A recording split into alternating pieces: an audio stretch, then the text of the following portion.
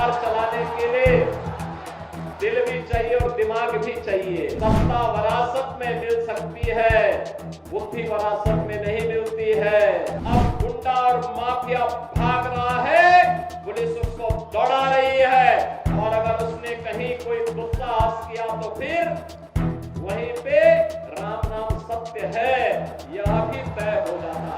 जनता लड़ाई लेगी, एक गुंडे और माफिया एक एक करके यमलोक की यात्रा के लिए प्रस्थान कर जाएंगे। ये धरती ऋषि मुनियों की धरती है,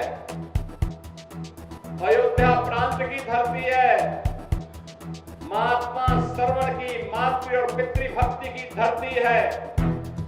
अनेक सिद्धों संतों ऋषियों ने अपनी पवित्र साधना से इस धरती को पवित्र किया। तो भारत माता के तमाम सपूतों ने भी भारत की सीमाओं की रक्षा करते हुए देश की आजादी के आंदोलन में और आजादी के उपरांत भी अपना सर्वस्व बलिदान भारत के लिए किया, भारत की माटी के लिए किया। यह कर्म साधना की धरती है, श्रम साधना की धरती है, और इसीलिए तो यहाँ का अन्नदाता किसान भी अपनी मेहनत से देश के विकास में अपना योगदान दे रहा है। बहनों और भाइयों, ऐसी पावन धरा को कोटि कोटि नमन करते हुए आप सभी उपस्थित बहनों और भाइयों का अम्बेडकर नगर वासियों को बधाई देते हुए अपनी मैं इस अवसर पर अभिनंदन करता हूं, स्वागत करता हूं। बहनों और भाइयों, ये विकास की परियोजनाएं आज जो आपको प्राप्त हो रही इतनी आसानी के साथ, आज जो सुरक्षा का वातावरण है, आज जो विकास गांव-गांव तक पहुंचने के साथ जुड़ रहा है, क्या ये 2017 के पहले भी संभव था क्या? बहनों और भाइयों, 2017 के पहले का उत्तर प्रदेश आप सबसे किसी से भी अछूता नहीं है कि क्या उत्तर प्रदेश के अंदर था, क्या उत्तर प्रदेश के अंदर होता था 2017 के पहले। यही उत्तर प्रदेश है जहां पर हर जिले में समाजवादी पार्टी और कांग्रेस के नेतृत्व में पलने वाले माफियाओं की समानांतर सरकारें चलती थी। यह अम्बेडकर नगर में भी चलती थी। याद करिए, हिंदू जागरण मंच के अध्यक्ष, टाटा जनपद के ही निवासी, हमारे एक प्रमुख कार्यकर्ता की हत्या यहां होती है और कोई सुनवाई नहीं होती, कोई सुनवाई नहीं हो रही थी। तब भी मुझे आंदोलन करने के लिए अम्बेडकर नगर जनपद में आना पड़ा था। तब भी हम लोगों ने आंदोलन किया था माफिया के खिलाफ और समाजवादी पार्टी की सरकार की अराजकता के खिलाफ। कौन ऐसा जिला था, चाहे वह अम्बेडकर नगर जिला रहा हो, अयोध्या रहा हो, मऊ, आजमगढ़, गाजीपुर, प्रयागराज, प्रतापगढ़, सुल्तानपुर, कोई जिला ऐसा नहीं था जहां पर कोई न कोई बड़ा माफिया समानांतर सरकार चला करके आम जनता की आवाज को दबाता था, गरीबों की आवाज को दबाता था, पिछड़ों की आवाज को दबाता था और दलित वंचित योजनाओं से भी वंचित रहते थे। और सरकारें अपनी मौज मस्ती करती थी, उनको इससे कोई मतलब नहीं था। उनकी सरकार रहनी चाहिए, बाकी जाए भाड़ में, यही करते थे वे लोग। लेकिन 17 के बाद एक एक करके माफिया कहां चले गए ये भी आप सब जान रहे हैं।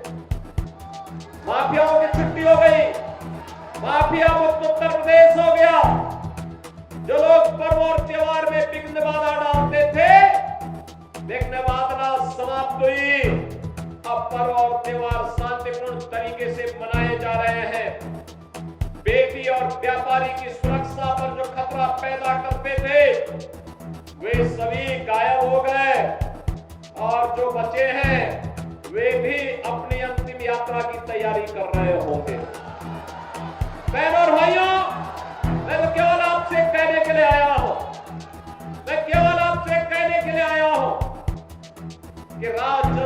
बेटी के साथ किस प्रकार का व्यवहार होता था और किस प्रकार के वक्तव्य आते थे उस समय के मंत्रियों के, किस प्रकार के बेशर्मी पूर्ण वक्तव्य देते थे समाजवादी पार्टी के नेता। बहनों और भाइयों, ये किसी से छुपा हुआ नहीं है और इसीलिए मैं आज आपसे कहने के लिए आया हूं, एक बेटी तो सबकी बेटी होती है।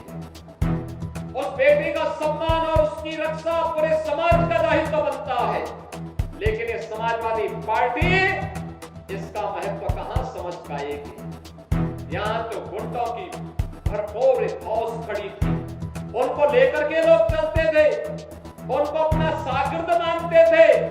जो जितना बड़ा गुंडा और माफिया होता था, समाजवादी पार्टी में उतना बड़ा ओहदा उसको दे दिया जाता था और समाजवादी पार्टी के लोग इसी में गौरव से बोलते थे कि देखिए ये गुंडा हमारा इस जिले को संभालेगा। उनको नहीं पता था कि जनता अगड़ाई लेगी, एक गुंडे और माफिया एक एक करके यमलोक की यात्रा के लिए प्रस्थान कर जाएंगे और जनता जनार्दन के साथ अन्याय का हिसाब चुकता होगा। याद करिए 17 के पहले, याद करिए 17 के पहले पुलिस पहले भागती थी, पीछे पीछे गुंडे दौड़ाते थे।